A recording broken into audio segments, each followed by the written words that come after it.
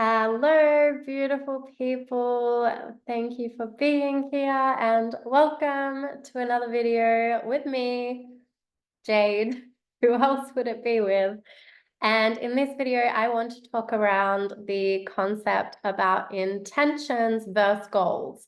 So in my previous video, I spoke about how I don't particularly like setting goals as such. I very much believe in manifestation and visualization and magic and really being able to move with life and create a reality. But I don't believe that comes from rigid goal setting.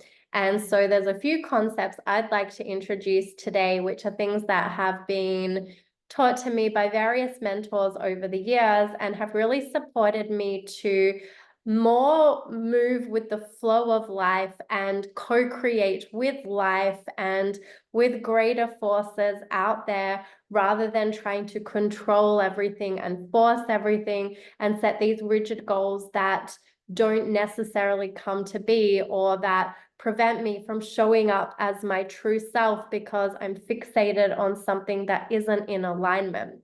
So there's two concepts I want to introduce today, which is the concept of be, do, have. And this I have learned from many mentors over the years, they've explained it in different ways and implemented in different ways, but it always comes back to the same thing around being the person and becoming the person that does the things to then have the things you desire. So it's working backwards rather than operating from this place of lack where it's like always fixating and focusing on this end goal and this destination we need to get to, which creates that kind of lack and that scarcity and that constant thing of needing to have something and needing to chase something and needing to get something, rather than how can you flip that and actually just be the thing right now. And then you notice that everything comes to you because you're operating from this space of being. So that's one thing I want to touch on. And then another thing I want to speak to is the IVAR method. And now I cannot take credit for this one. This is one of my good friends and mentors who I actually worked for many years in his programs. And this is Dane Thomas. You've probably heard me reference in the past because we worked very closely together for many years, and he has taught me a lot around magic and ritual and intention settings. And so this method, IVAR, is something that he introduced in many of the containers we've worked together in over the years. And basically, it's a visualization and manifestation tool. So and it kind of goes hand in hand with be, do, have. So they're the two things I want to speak to today, and hopefully it will help you to switch the way you approach goals as well and find that you actually are co-creating with life in a way that works really beautifully and magically. So firstly, let's talk about the concept be, do, have. So basically, it's about, rather than fixating on this end goal and fixating on what you want and becoming really obsessed with this thing that may be unattainable, or when you do attain it, then you're just constantly in that chasing state of wanting more, because that's what you get addicted to. You get addicted to this needing to have something that you actually aren't enjoying the present and you're not being present in the moment. So what be, do, have really encourages us to do is come back to the present and who am I right now? Who do I have to be to actually feel what I want to feel, to have what I want to have, to do what I want to do?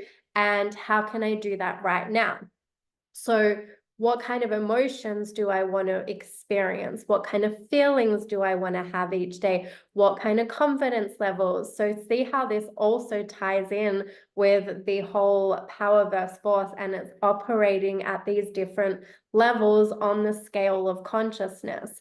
So for instance, like if you're in the present right now, and regardless of your external circumstances, regardless of where you're at in life right now, what's going on in your world. How do you want to feel? How do you want to be? How do you want your days to look? Like, what can you do right now to feel those things? So it's not about the external things, it's about an internal state, and how can you become that state that you desire. So if you know you want to feel happy, if you know you want to feel joyful, if you know you want to feel peaceful, if you know you want to feel free, what things can you do right now in this moment to actually be in that state? How can you shift your state so that you become this? So for instance, for me, every day, things that I do as non-negotiables is I dance, because dancing is something that releases. It allows me to get out of my head and into my body and connect to my heart. I go out for walks in nature. I spend time at the ocean, because for me, being a very watery being as a Scorpio and Pisces and all of those star elements, I am a very watery being. And so for me, I know that being by water is something that actually really supports me to feel expansive, to feel open, to feel creative, to feel inspired. And these are all things that I really value. I want to feel inspired. I want to feel creative. I want to feel like I'm making a difference in the world by showing up and being myself. I want to share stories. And so what can I do each day to be in that state that allows me to do that? So that's the first phase, is getting clear on how do you want to feel each day? How do you actually want to be in life? What things do you want to do that support you to be the person you want to be, who feels the way you want to feel? So notice how it's not focusing on having anything. It's not focusing on external things that you need to make you feel a certain way. It's how can you actually just be in a state of receptivity, of openness, of allowing, of willingness, of magic, of abundance, like all of these things. How can you feel those? And the more you are consciously, actively allowing yourself to get into that state, the more it just comes naturally, because then you start to attract things to you that naturally create you to be happier and more joyful and more excited, because you're attracting opportunities to you. You're attracting money to you, which supports you to invest in things that make you happier and have experiences that make you happier. So notice how it all ties together.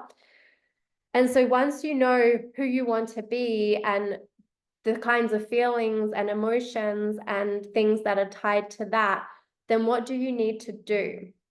What do I want to do, and what do I need to do to become that person, to be this? So what are the things I'm excited about? What are the skills I need to develop that I might not have currently? And where can I go to allow myself to get those things? So for instance, that's when you may invest in an online community, find mentors, find community, find support networks, to be surrounded by people who already are doing and having the things that you desire. Or social, the kind of networks, like for me, I go to a lot of festivals, I go to dances. When I'm in places like Bali, or like Byron Bay, when I lived in Byron Bay, where it's really accessible, I went to ecstatic dances, contact dances, temple nights, all the things that really support me to be in that state of, this is like really beautiful, life is moving through me, life is magic, life is accessible, life is abundant, and there's people around me that inspire me and that live the way I want to live. And so I'm operating at that higher level because I'm surrounded by things and I'm doing things that allow me to be how I want to be. And when I'm traveling, like I'm doing exactly what I love doing. So I'm in that state of receptivity because I'm just here doing what I love. So what are things that you enjoy? What are things you're excited about? What things are you passionate about? What moves you? Like tune into your heart. See how it's not about these external things. It's not about accumulating stuff. It's about feeling and emotion and connection and depth and things that are more important than stuff. And maybe stuff makes you happy. Like, obviously, I like being surrounded by nice things, but to me, I don't actually necessarily care about owning this kind of stuff, because I like to be able to go to different places and soak up different environments.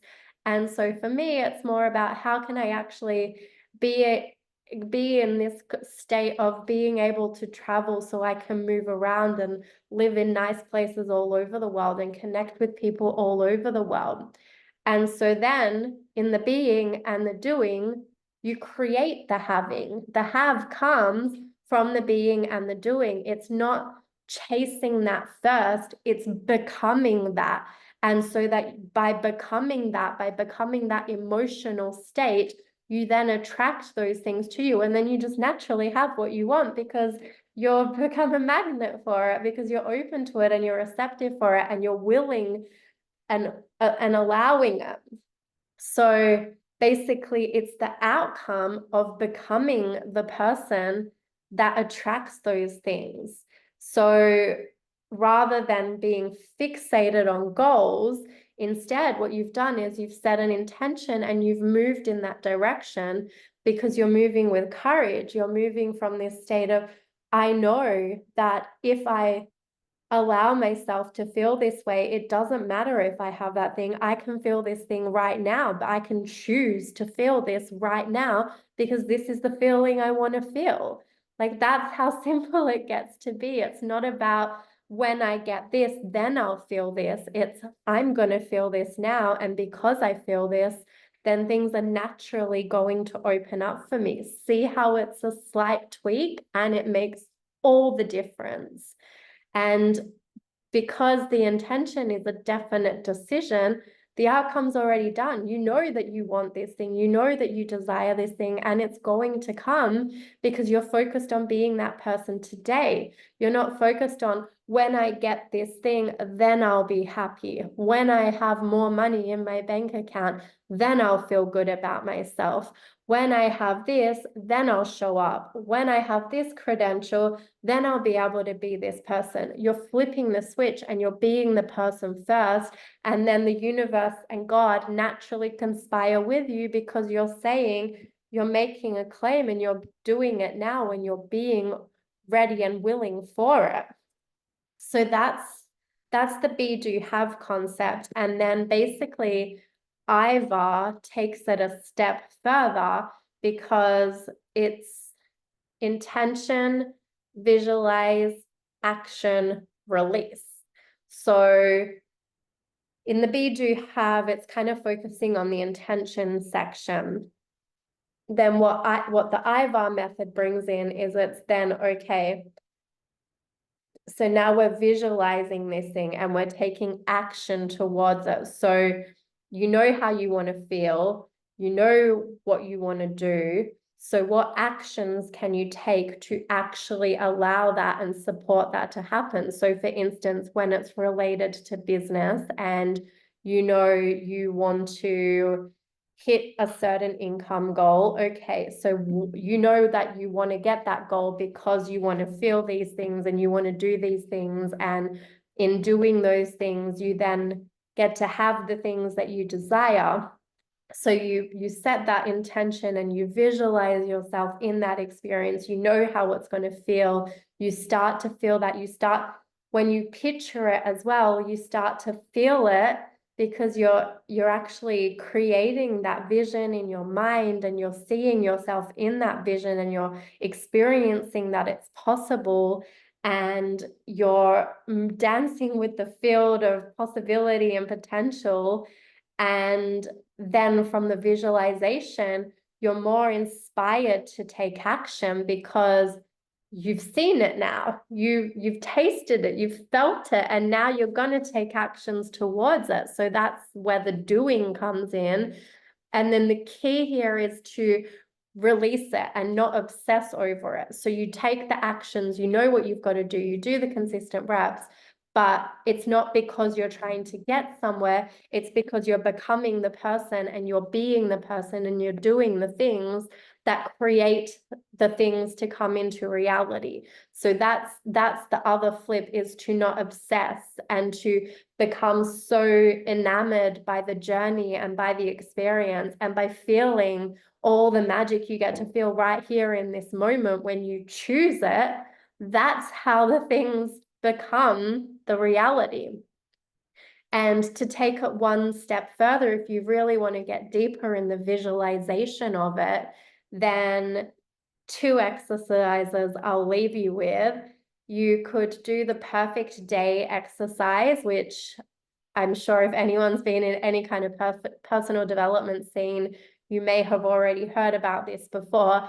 But basically, you just want to take a pen and paper and take like 15 to 20 minutes, put on some music that inspires you, and just sit there and imagine what your perfect day would look like. So every single day, if you could just live the most absolutely perfect day in your life, how would that look? And describe it step by step from the moment you wake up.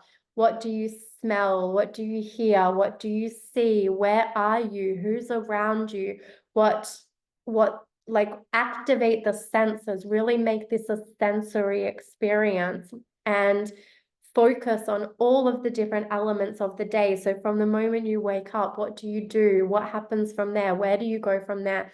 What goes on in your business? What goes on in your personal life? All that, where are you living? All the different things that are really important to you, bring that in, because the clearer you can get on this vision and what this looks like, the more deeply connected you can get to feeling it, the easier it is to become it. And for instance, like I've done this a few times, and you can call it scripting, you can call it like whatever you want to call it, but essentially it's like scripting your perfect day, like writing it as if you're writing a movie about your life, and then she does this and then I do this, but you're writing it as if it's in the present tense, so you're acting it out and you're really feeling yourself in that state and being that, and then living that. So for instance, like for me, my perfect day always involves something along the lines of like I wake up in this really brightly lit room, and it's amazing because I'm pretty much in this space right now. But yeah, it's like I wake up in this bright lit room, my lover's next to me. We get to savor the morning really, really slowly and enjoyably. And neither of us is in a rush to get anywhere. We spend quality time together, then we'll get up and maybe have a morning coffee, sit on the deck or the balcony overlooking the beautiful view. Usually in my perfect day, the view is of an ocean. Right now, my view is of Mount Etna, so I'm definitely not complaining about that. And last week it actually was off the ocean, and I was in bed with a lover, and it was amazing. And we've now decided to meet back up in Florence later in the year. So I wrote this perfect day at the start of the year, and here I am a few months later and I'm living it.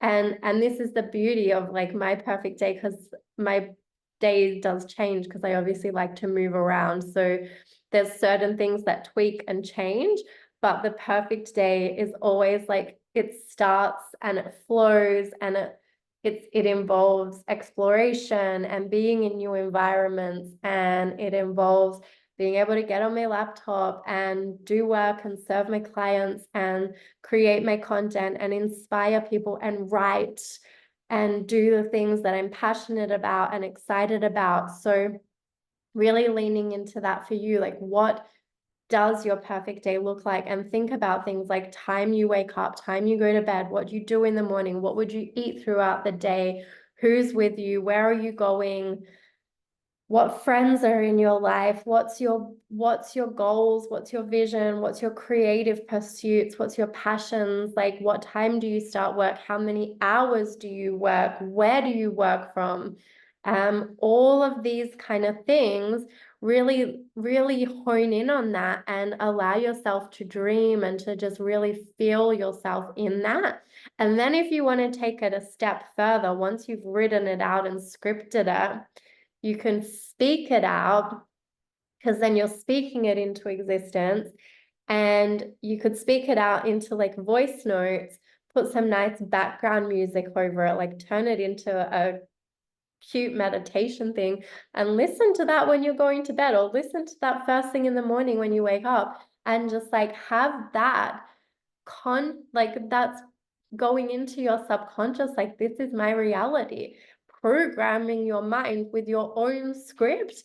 Do you know how powerful that is? Do you know how powerful it is when you would speak this stuff into existence? You literally script your life. Like, that is powerful stuff. So if you are somebody that struggles with goals and gets caught up in that loop of, oh my God, I'm not hitting my goals, it's not happening. Like, there's so much data and so much feedback out there to say why goals don't work. But this is different. This is not goal setting. This is intention setting and intentionally scripting your life and really getting into the feeling of what it is you desire and really feeling yourself in it. Because that's what it's about. It's about really connecting to what it would make you feel. And if you get to a point where you're crying, absolute bonus points, because then you know it's like really coming from the heart and it's touching something deep within you, and it's really hitting that longing of what you know that you, and maybe you're scared to admit it because you're so scared that if you don't get it, like, that would be so heartbreaking. But admit it and let it out and speak it out and speak it and write it out and speak it into existence, because it's absolutely possible. You would not have the dream on your heart if it wasn't possible for you. So that's just my little rant on how to set intentions and bring them into your reality. So I hope you got some value out of this, and I would love to hear about your experience with it if you do decide to go ahead and do the exercises. Enjoy!